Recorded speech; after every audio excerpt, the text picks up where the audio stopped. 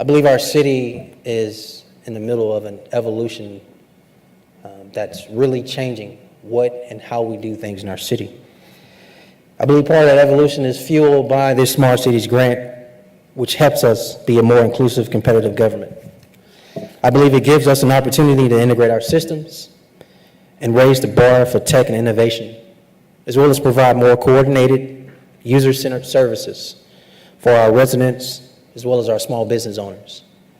Mayor Woodfin and I are both natives of Birmingham, and we are serious about serving our people. And we're going to do that with the great resources of UAB. Partnering with the city and Alabama Power, really there's no limit to what we can do. We feel that this will be transformational for the city of Birmingham, this Birmingham Jefferson community, and also the state of Alabama.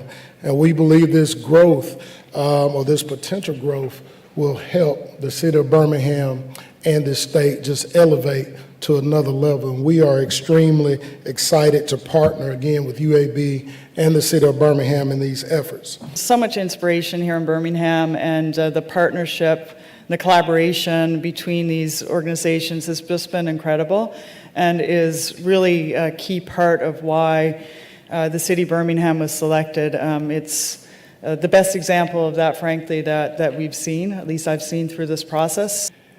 Outside of autonomous cars, outside of, fancy devices talking to each other, I saw my role in New York City in terms of making the city smarter was empowering citizens, empowering agencies to have a better relationship with citizens through responsiveness. And again, that's saying a lot. My PhD is in computer science, so I'm invested in these things happening. But from my time as a public servant, it was key that a smarter city can only be strong if the citizens are smart through engagement with the government. For the 30% poverty rate, 42% for women and families, a labor force participation rate that lags our peers, we have to figure out a way to solve those problems, and the only way to do that is to solve them collectively, not individually through the public sector or the private sector. Where we can contribute most is our infrastructure. We have, as y'all know, a lot of poles, a lot of wires out there that historically we've used exclusively for providing electricity. But as the city and UAB and other partners find opportunities and technologies that they'd like to deploy, we want to be there to help support them with our infrastructure. I've sat on a lot of search committees where we've been trying to bring in faculty, and I've heard over and over faculty say, you know what, I love UAB, it's just in Birmingham.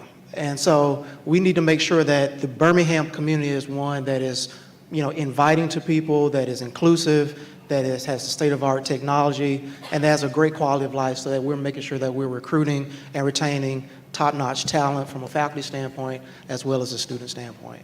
One of the most powerful things I can do is be the chief convener. I believe there's so many things happening right in our city. I also believe, and many of y'all have heard me say this, there are more solutions than there are problems to any issue facing our city. But what I've found in our past, what's existed for so long, is that everyone is doing their own little thing in their own silo. And it's kept us from really moving at the pace we really need to move our city. And so in the 9 months I've been in office, one of the things I've really appreciated is being chief convener.